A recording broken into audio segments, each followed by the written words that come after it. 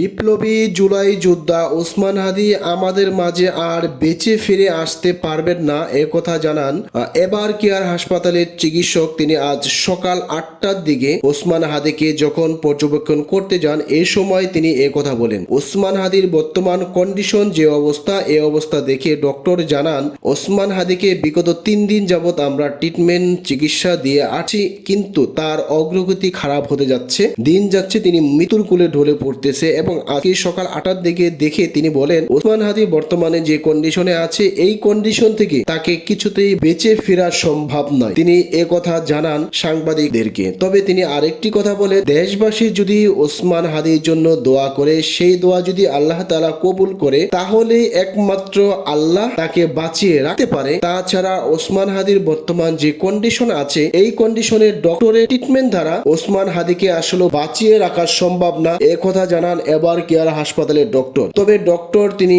বলেছেন এই মুহূর্তে এবং তার ফ্যামিলিরাও সবাই ওসমান হাদির জন্য দোয়া চেয়েছেন এবং ওসমান হাদির জন্য সকলকেই দোয়া করতে বলেছেন। আল্লাহ তাআলা যেন ওসমান হাদিকে বাঁচিয়ে রাখে এবং আমাদের মাঝে ফিরিয়ে দেয়। দর্শকরা, আপনারা ওসমান হাদিকে আসলে কে কে জীবিত ফিরিয়ে আনতে চান অবশ্যই কমেন্ট করে জানিয়ে যাবেন এবং আমরা সবাই ওসমান হাদির জন্য দোয়া করব, এ কথাই বলছি আমরা। তবে ওসমান হাদি বর্তমান যে কন্ডিশন, এই কন্ডিশনে আসলে ডক্টরের ট্রিটমেন্ট দ্বারা বাঁচিয়ে আনা সম্ভব না, এ কথাই বলেন ডক্টর। তবে আপনাদের দোয়ার মাঝে যদি একটি লোক বেঁচে যায় তাহলে অবশ্যই আপনারা দোয়া করে যাবেন ওসমান হাদির জন্য।